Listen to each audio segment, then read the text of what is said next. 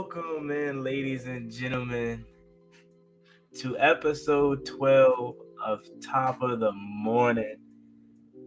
It's your host, Juan Gotti here, and we got a lot to talk about today. It's a lot of good sports going on this weekend. Um, Tomorrow you got the World Cup Round 16 Team USA versus Netherlands, and as you know, rather. Like I said, I'm not gonna act like I'm the biggest soccer fan in the world, but of course I'm gonna root for Team USA. So we got that on the docket to talk about, and of course we got NFL stuff to talk about, Commanders news and game picks, and obviously Week 13 preview of some of these games that's coming up here. So let's go ahead and get to opening statements. So opening statements typically is in the title of each episode, and as you can see in the title of this episode, it says NFC and AFC front runners headed into Week 13. So to you guys, who are the NFC and AFC front runners headed into Week 13? And let me backtrack a little bit. And I know I'm coming on at 10 a.m. We'll get back to the 9 a.m. episodes, but I just wanted to try out 10 a.m. because I did the last two at like 10 and they were doing pretty well. So I was just going to try this out again. But we'll retract back to the 9 a.m. episodes on Monday. But in NFC, AFC front runners headed into Week 13. Like I said, we're starting to finally get some clarity of what's going on. Who are the teams that are serious about making not just a playoff run, but possibly a Super Bowl run? What are those teams starting to look like? And for both conferences, you can start to see who those teams are. I mean, obviously in the AFC, it's a little bit more, like a little bit more clear. But I can make the case that I could point out some NFC teams that are probably serious about their business. So I got a couple teams that I think are NFC and AFC frontrunners right now. So let's start with the NFC. Number one on my list, and it could possibly change depending on what we do against them. But since for the most part we played majority of the people that's in the NFC playoff picture, that being the Washington Commanders, I've got a good sense of who's serious and who's to be most feared in the playoffs. I've got a pretty good notion of that. So my order may not be some of you guys' order, but number one, I'm going to go the San Francisco 49ers as my number one front runner as far as the NFC headed into Week 13. And the reason why I say that is because they have the best defense probably in all of football. Okay, and they have a big game versus Miami this weekend. And obviously my answer could change depending upon what they do.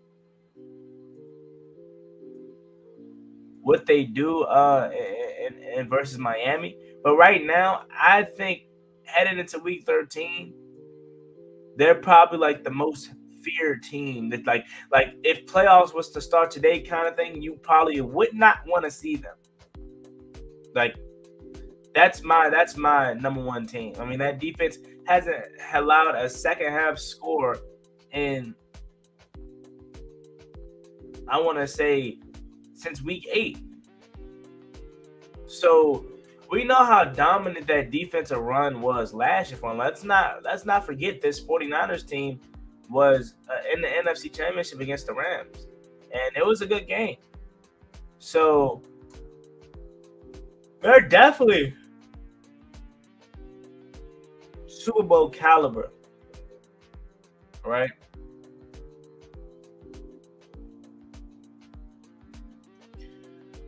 NFC playoff pitcher, or not playoff pitcher, but NFC frontrunner number one for me is the 49ers.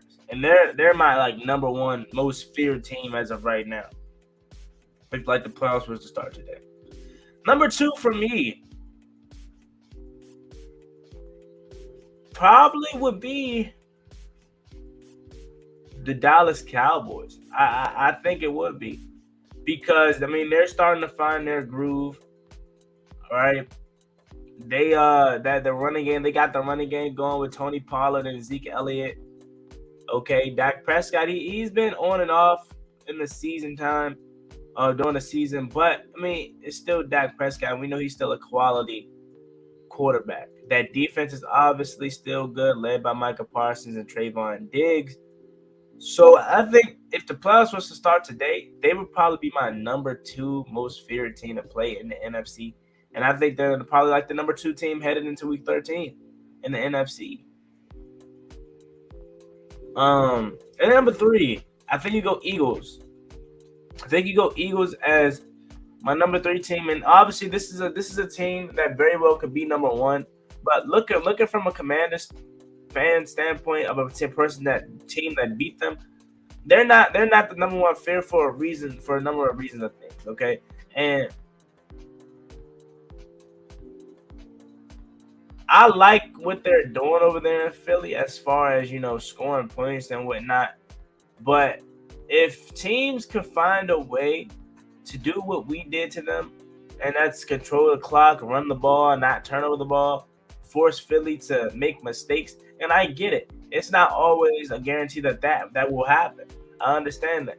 But if teams could possibly cause that, then the Philadelphia Eagles could possibly be one and done. Because I mean, I personally think they're going to get the division round. They're going to get the wild card.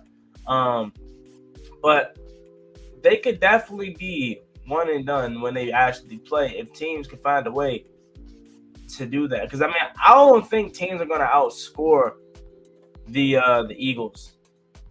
Only team that I think is capable of outscoring the Eagles in the NFC right now is probably the Minnesota Vikings.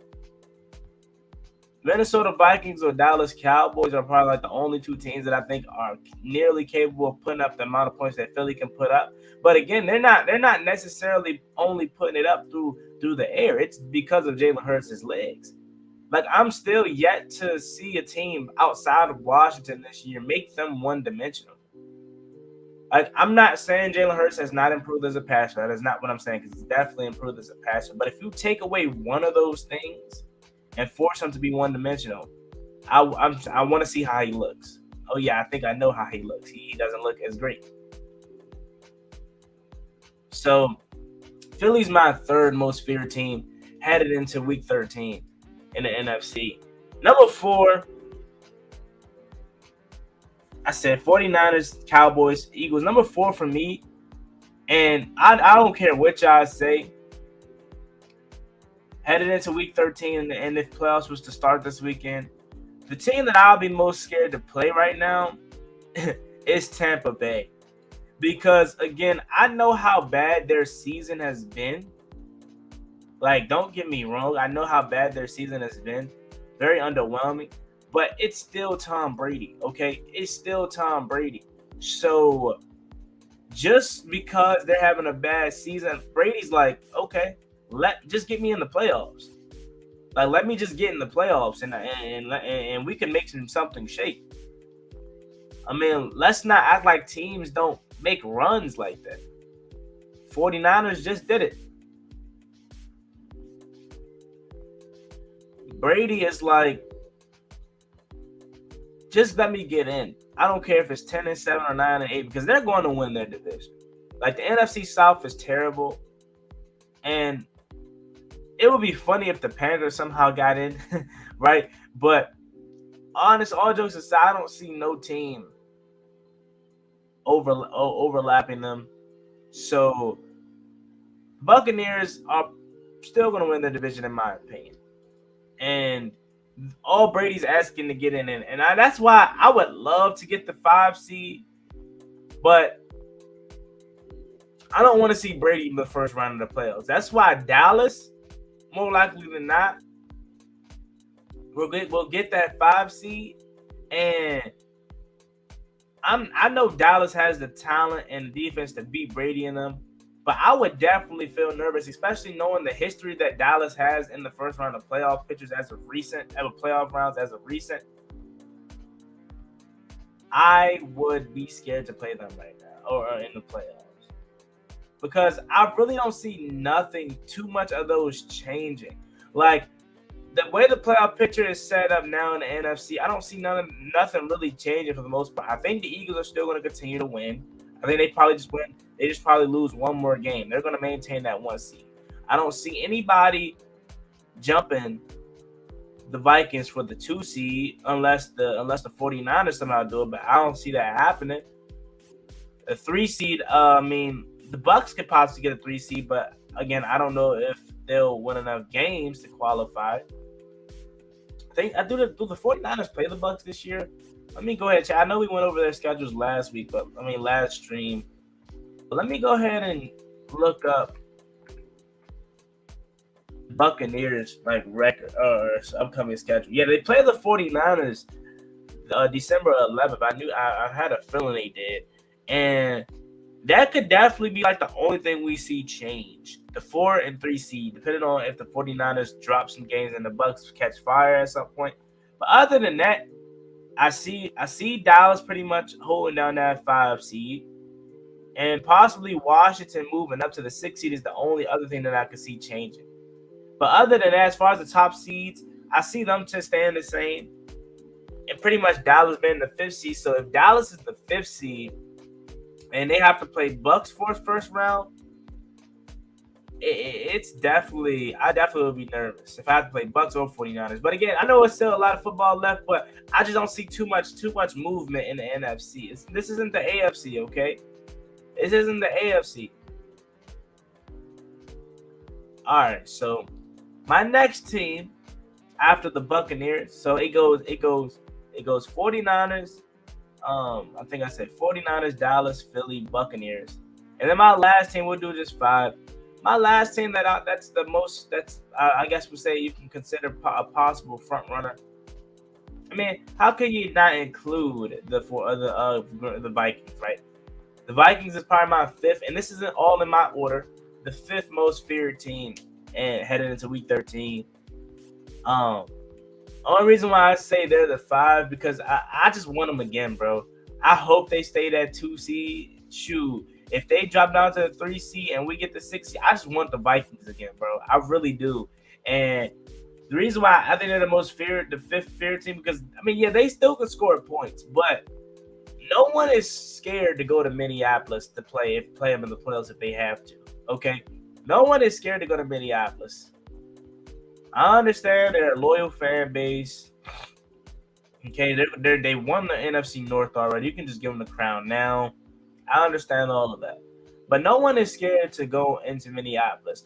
Again, we've been shown this year that the Vikings are just teams that is just a team that has capitalized on making late game moves. They don't have not one dominant win on their schedule or that they played so far. They don't have one dominant win. We should have very well beat them. We let them get away. We had them up. I'm a Commanders fan again. If you're listening, we had them up. We had them down, or we were up 10 rather against them in the 4th quarter, and we let them off the hook. Okay, I'm not taking no credit from the Vikings' wins. But all I'm saying is they don't have any dominant wins, so nobody in the NFC is fearful to play them if they have to in the playoffs. I actually want to play Minnesota.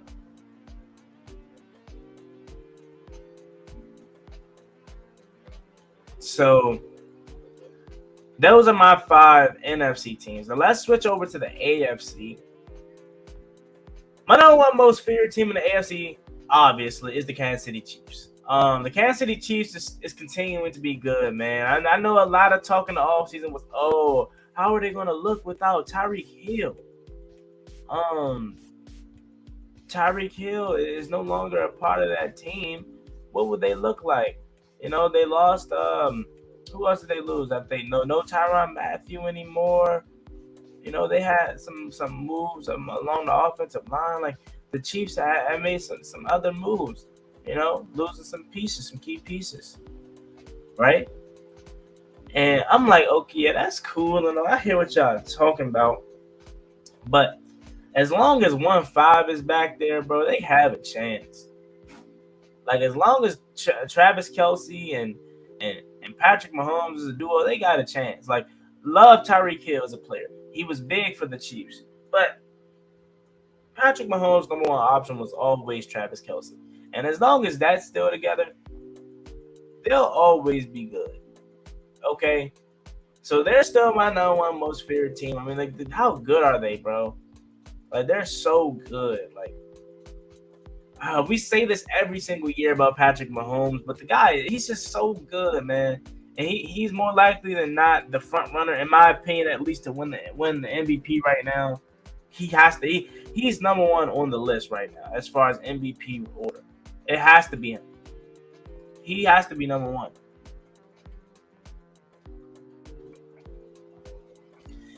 Chiefs are number one team. They're still dominant. And if the playoffs have to run through Arrowhead again, that could be scary for any team that has to go see them, whether it's Miami or Baltimore or Tennessee. 9-2 Chiefs are the most feared team. Number 2 on my list for the most feared team and front runners heading into week 13 is the Buffalo Bills. We seen the Buffalo Bills yesterday. What they look like when they finally run the ball.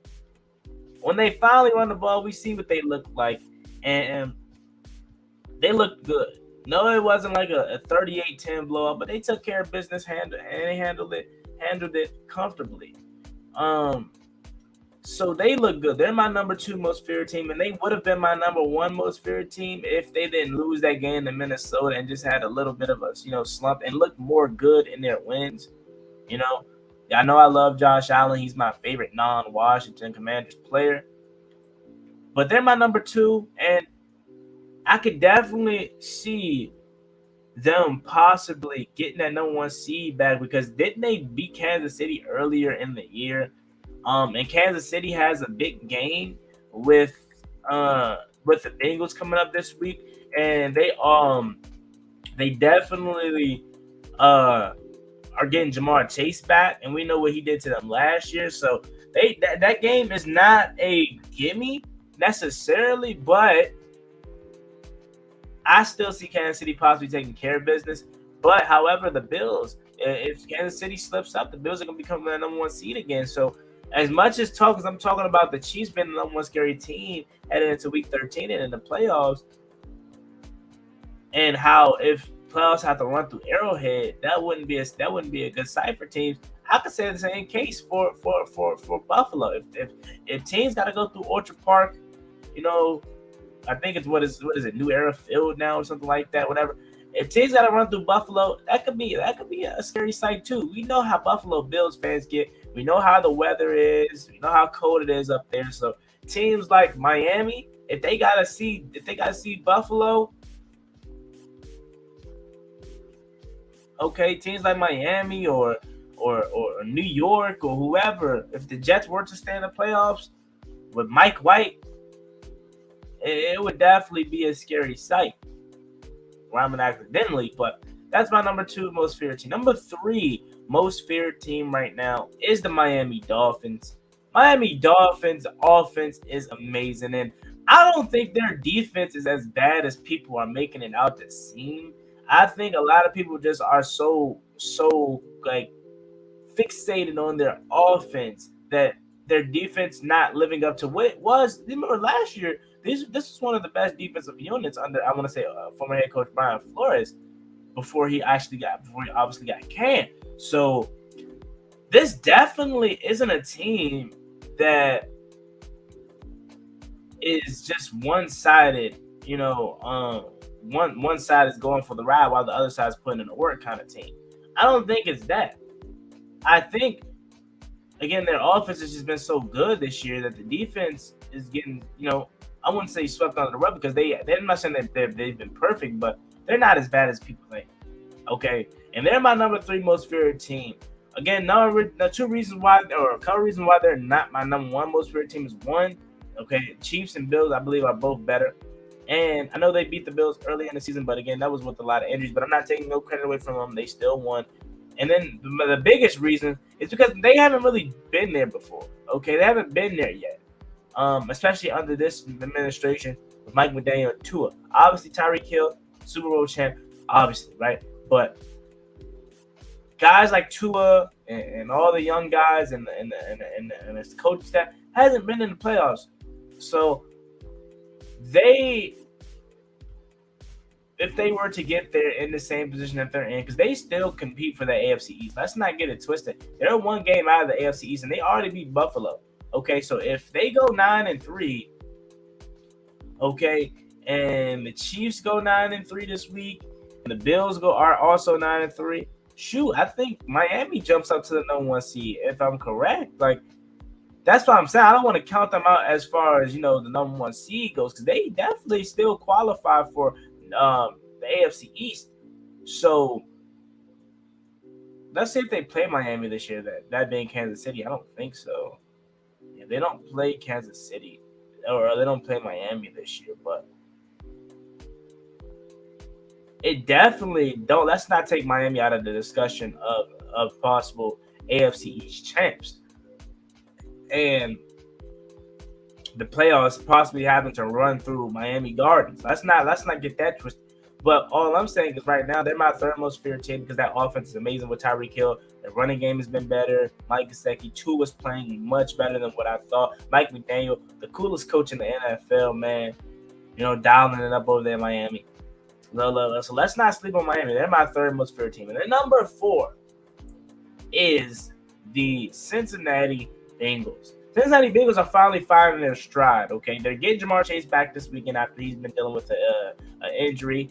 He will be back this week. Okay, and they're starting to stack up some wins. Okay, if Cincinnati can continue to get hot and possibly only lose either one more game or just none at all, they could be a scary team to face heading into this AFC playoffs. I mean, they're a team that already has the experience. Joe Burrow went to a Super Bowl last year. Jamar Chase went to a Super Bowl last year. So they got that experience. And for the most part, their team is still the same. So if Cincinnati could control their own destiny, and whether they get in due to the 6th seed or the 4th seed, they could be scary. They could really be scary. So they're my 4th most feared team. And then my last one in the AFC before we change segments is, I want to say, out of the people that are currently in it, most feared headed into not just the week 13, also the playoffs, dare I say the Jets over the Ravens? Because the Ravens, man, they need to help Lamar. I mean, I see people bashing Lamar, but a guy just showed a video of so many passes being dropped in that Jaguars loss, touchdowns passes, I may add, in that loss. So I definitely, I'm gonna go Ravens as my 5th most feared team, just because the Jets, I don't even know. I know they're for real as far as that defense goes, and I know they have a good shot at the playoffs, but I'm yet to see consistency out of Mike White. I know he's had one good game, but it was against Chicago. So I'm gonna go Ravens, even though they've been inconsistent this year, and they've always been choking these leads in the 4th quarter. You got to give Lamar Jackson some help, bro. And at this point, I would not be shocked if Lamar Jackson actually said, "You know what, Baltimore, I'm gonna leave and come to the Commanders." That would be amazing, right? Oh, I could dream, though. But they need to help Lamar Jackson out, man. They need to give him some weapons. So those are my most feared teams headed into Week 13 and or the playoffs if this thing was to stay the same, which for the most part, I think it will. Let me know you guys for each conferences. But let's go ahead and switch subjects and go to Thursday Night Football Rewind. As we had the Buffalo Bills taking on the the New England Patriots in Foxborough, AFC East family business. And this was a game where it went it went somewhat how I expected it to go. Okay, it went somewhat how I expected it to go, and let's start with New England, man. Again, it's just the same thing over again. Like their talent on their offense is just not good. I don't think Matt Patricia is a good offensive coordinator. Like who thought that was a good idea, right? They just don't got enough. Like, and I'm not trying to make a case for Mac Jones, but he's not the worst, bro.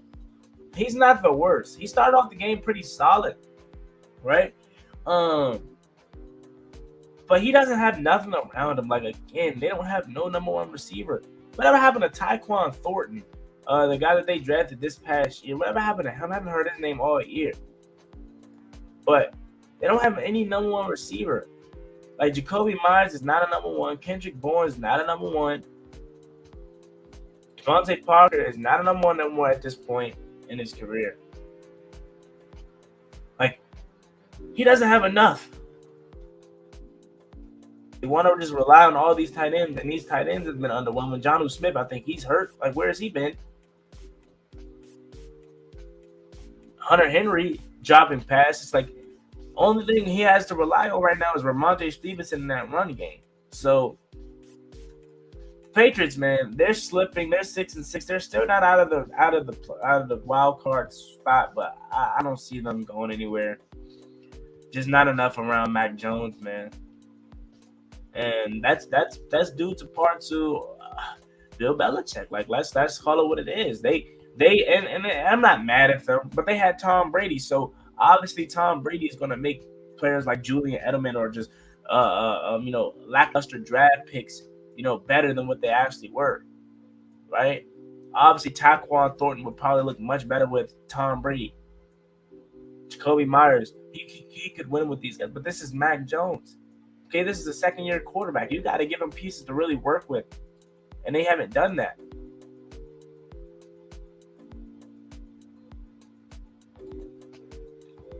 So, New England 6-6 on the year. How about Buffalo? Again, we talked about them earlier. 9-3. This was their best. This is probably their most impressive game because they ran the ball so many times yesterday.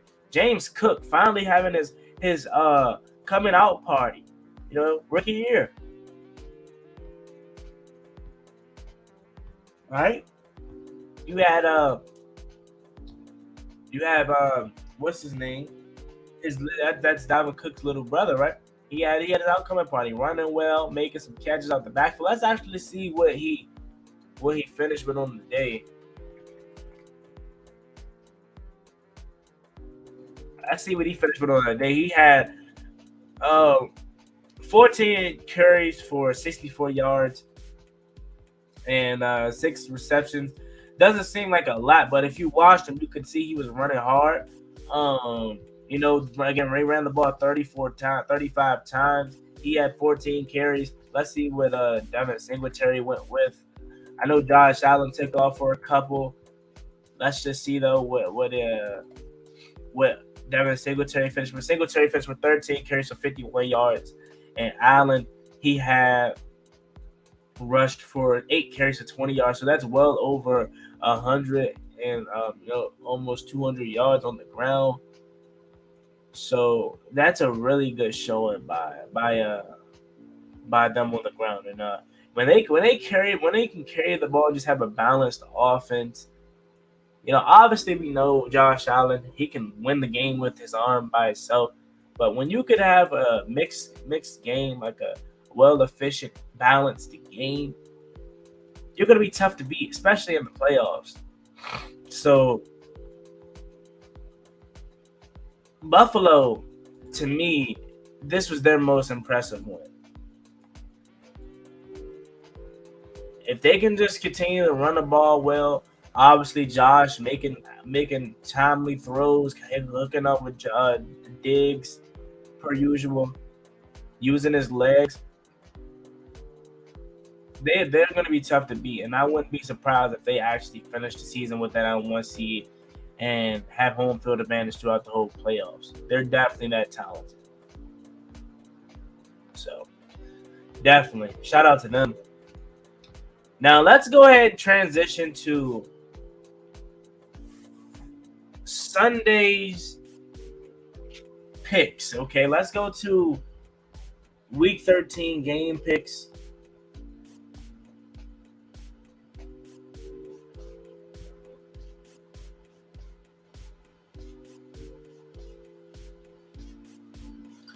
Alrighty, so NFL Week 13 game picks goes like this.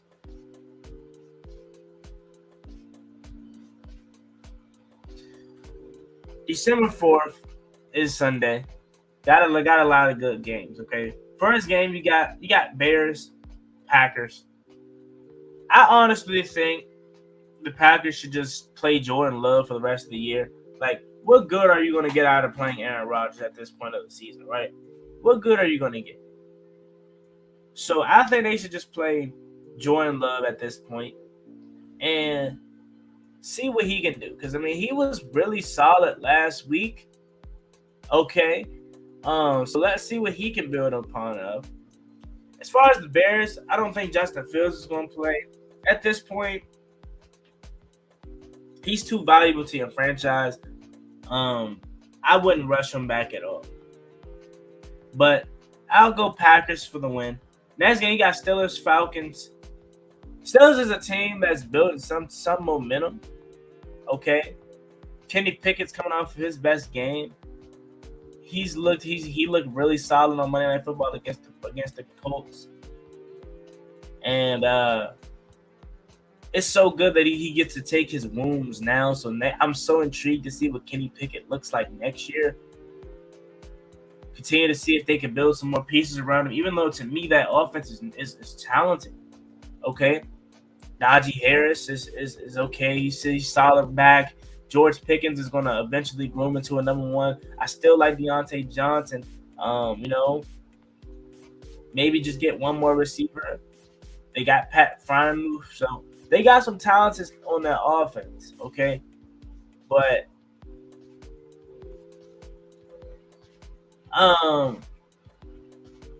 they're definitely starting to build some momentum.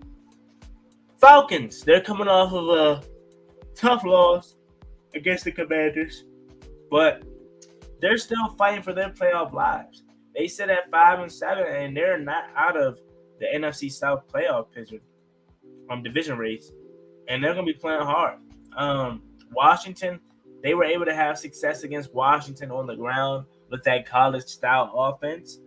And if they just continue to try to run the ball against teams, they'll be good. This is at home, so they have a solid chance. But I'm going to go ahead and take Pittsburgh for the win. Next game, you got a good one between the Jets and Vikings. This is a good game. Again, I hope Mike White balls out again. I hope he has yet another 3-game touchdown performance. But I'm going to go Vikings here just because I don't know if that Mike White thing is going to be consistent. Again, I'm intrigued to see what it looks like, but I don't know if it's going to be consistent, really. So with that being said, I'm going to go Vikings because at least I know they're capable of scoring points, and they are going to probably, especially coming off of that thrilling Patriots win on Thanksgiving, they're going to probably try to score again. This is yet another Vikings home game. That's crazy. Weren't they were at home for Thanksgiving, and correct me if I'm wrong, they were at home versus Dallas when they got blown out 40-3, and they're at home again. That's a lot of home games, but I got the Vikings winning that game. You got Jaguars Lions. This is one of the more underrated games because both teams are really playing well, and both teams have bright futures.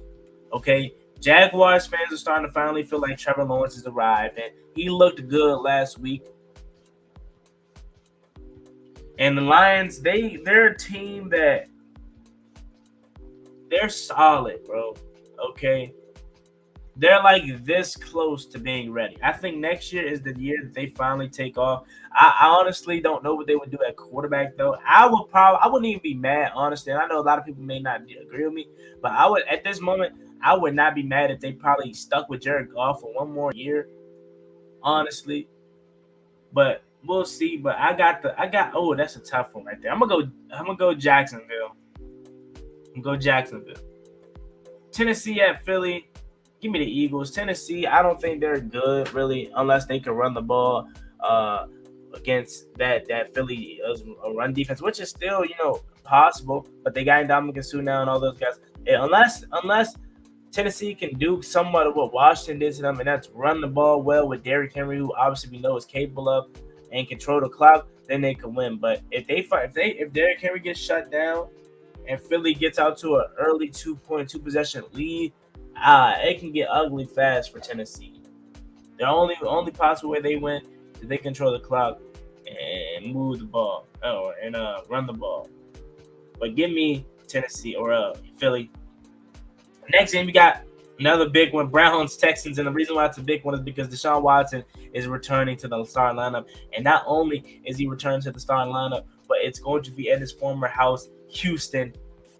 That's going to be crazy, man. I wonder what the crowd's going to look like. I know the Texans are a one-win team, but I'm so interested to see what the crowd looks like. But give me Cleveland to win that game.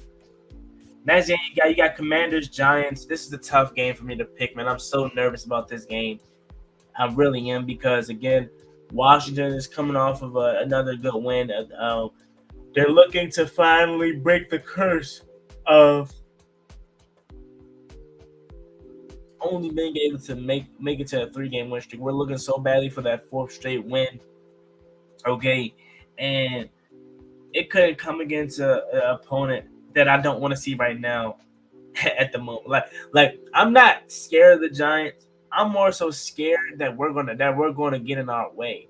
We're gonna just make stupid decisions and plays and penalties that we haven't done all year long, really, or since we really got hot. I'm praying that this doesn't happen, but I just have a bad feeling that it's gonna be one of those games, man. Heineke's gonna lose his mind. Okay, and Daniel Jones is already 4-1 against us. That has to stop, man. We gotta somehow make him 4-3 against us, bro.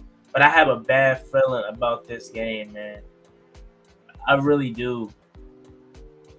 But even still, with that being said, I'm gonna pick my Commanders. I believe that we can get it done still, and I'm gonna say probably like 23-18 or 19 is gonna be the score, man. Hopefully, y'all prove me wrong and make this game a more easier win and victory. Next game, you got Broncos, Ravens. Give me the Ravens. The Broncos are trash. Dolphins, 49ers. This should have been Sunday Night Football. But this is going to be a tough game. I think earlier in the week, I went 49ers. And, that's going to be tough because it's in Santa Clara. This is tough. Number 1 defense practically going up against the number 1 offense.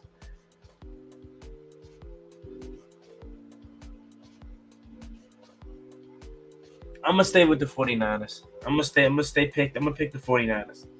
Next game, you got Seahawks, Rams. Give me the Seahawks. Rams are trash. They playing with a bunch of practice squad players. Chargers, Raiders. I think earlier in the week I went Chargers. I'm gonna stay with the Chargers, even though the Raiders are building a little win streak. I'm gonna go Chargers here. Then you got Chiefs, Bengals. This is another good game that could have possibly been Sunday Night Football. Ooh.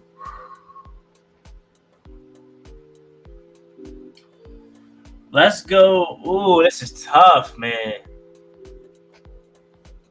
It's in Cincinnati. Jamar Chase is making his return to the lineup. This is gonna be a good game. Give me Kansas City. Give me Kansas City. I could very well see Cincinnati pulling this one out, though. And then Sunday Night Football, you got the Colts and Cowboys. Give me the Cowboys, man. Unless the Colts can, again, control the clock and run the ball all over the Cowboys, I don't see them being able to win this game. I think the Cowboys are going to handle business pretty easily. And then Monday Night Football, you got the Saints and Bucks. Give me the Bucks. Again, I know how bad their season's been, but I think at some point they'll turn it around and get into the playoffs, and that's really all that matters at this point. And those are my Week 13 picks. Now let's get to the next segment. Y'all already know what it is. Shout out segment. So drop y'all comments down below so y'all can get it read live on air. Let's go. All right. Red Ball Manders. He says, there, appreciate you for first of all listening to Top of the Morning Show hosted by Juan Gotti. He says there's a long injury list for the Giants and a small but impactful one for the Commanders. Yeah, I definitely agree. That Giants list is longer, but I expect it to be cut short at some point. They're going to be missing some key pieces like a Dory Jackson, but they're getting Evan Neal back. I think they still will be without Xavier McKinney, who is the captain of that defense. So they're definitely missing some key players. I don't know what's the status of guys like Richie James and their tight end David Bellinger. I don't know the status on those guys, but they were on the injury report. I'll pretty much have it in my preview video tomorrow. But appreciate you for listening to Top of the Morning Show, Red Bull Manders. He said, Donnell Jenkins, I appreciate you for listening to Top of the Morning Show. He says, we at episode 12 already. I know, right? That's what I said. I'm like, dang, we're already. Well, I think I said that for episode 10. I'm like, we already at episode 10. That's crazy. So episode 10 or episode 12 rather. That's crazy. Before you know it, we'll be at episode 20. All righty, Top of the Morning Show. Shout out to DeAndre Taylor. He says, let's get it. Let's go. Appreciate you, Brian Harlan, for listening to Top of the Morning Show. BH says, this is a must-win for the Giants rather than this game and bury them. Rather take this game and bury them. Yeah, I think it's a must-win game for both teams, honestly. I mean, yeah, you speak to the Giants part because they want to keep their playoff hopes alive, obviously, and fight off this notion that their first half of the season was a fluke. So I definitely see where you're coming from right there. Super Chef, appreciate you for listening to Top of the Morning Show. He says, top of the morning, Juan, top of the morning to you, Super Chef. I appreciate you for listening to TOTM. DeAndre Taylor says, bro, I feel good about this team. I feel good about this game. I feel good about this season. I feel good about the future. It truly is a great time for to be a Commanders fan. I agree with everything about that except for this game. I picked us to win because I think we'll still get it out. But I am nervous, and that's just part of my nerves taking over for every single game I have. But I'm super nervous about this game, man. I just hope it's not one of those games that I know we're bound to have at some point, like a Minnesota type game. Hopefully not, though, bro. Hopefully not. Top of the morning. Shout out to Y. Appreciate you, Y, for being here. He says, do you think we could beat the Bills and get a franchise quarterback, or be like the Bills to get a franchise quarterback?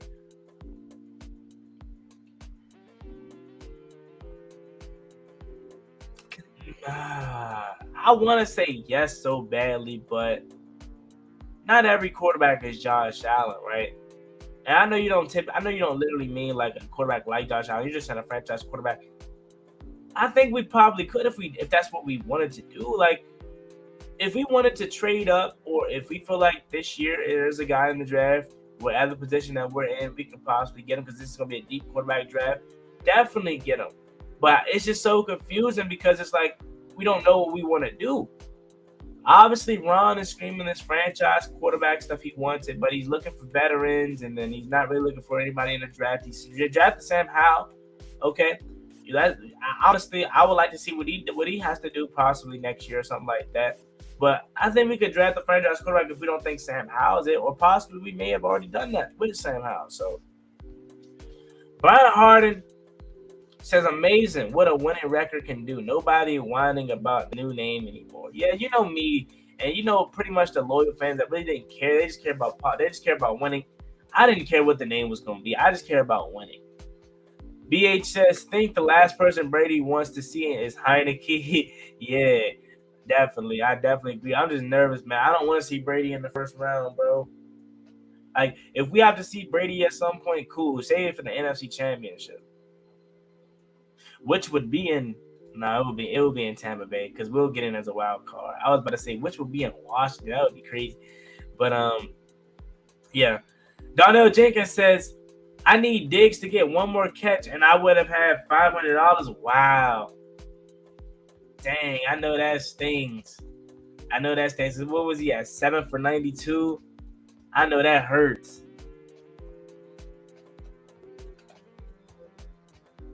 Brady Campbell, I appreciate you for listening to Top of the Morning Show. Brady Campbell says, Commanders are more healthier than the Giants. They have no wide receiver. Saquon is banged up from having to carry the team. I think we win 27-13. Stay positive, bro. I'm trying. I hope you're right. I hope you're right. And I hope I'm wrong. I hope I have us winning the game, but I hope it's in a more convincing fashion like that. Hopefully. Big Simple says 27-14 Commanders. I see Heineke having his best game this year. Hey, Big Simple, I'm all for it, man. Shout out to you. Appreciate you for listening to Top of the Morning. Make sure you guys go subscribe to Big Simple 422. Definitely all for that if that was the case. Chris on Beat, I appreciate you for listening to Top of the Morning Show. He says, I think Curtis Samuel and B-Rob are the two players to look out for on Sunday. I think it's gonna be another game where we try to run the ball heavily. And those guys definitely will be in the mix. Big 7422 says Washington's going to have a lot of one-on-ones. It's up to the wide receivers getting open, and it's up to Taylor Heineke delivering them good balls and catchable balls. I definitely agree with you, Big Simple. Kevin the PRF says at Big Simple 422, I'm begging every week for the Turner to just stick to what was working. Don't want him trying to get Heineke his best game and open him up to make more than one big mistake. 23-16 Washington. I had 23-19 Washington. Or 23-18, one of those. And I hopefully we're all right. And hopefully we can win this in a much more convincing fashion. That would be great. And then we go to 8-5 on the season. So, hey, man. At the end of the Top of the Morning Show for this weekend, or this week rather, episode 12 in the books. Appreciate y'all for stopping through, listening to it this morning. Hit that subscribe button, hit that like button. As always, it's me and Boy One. Got it. Wow. Oh, let's see. We got one more comment. Says we got to play smart football and just play good defense. Just though 428. Yes, sir. And I agree. As always, me and Boy One got it. Like, comment, subscribe. Hail to the Washington Commanders and the NFL. I'm out. Peace.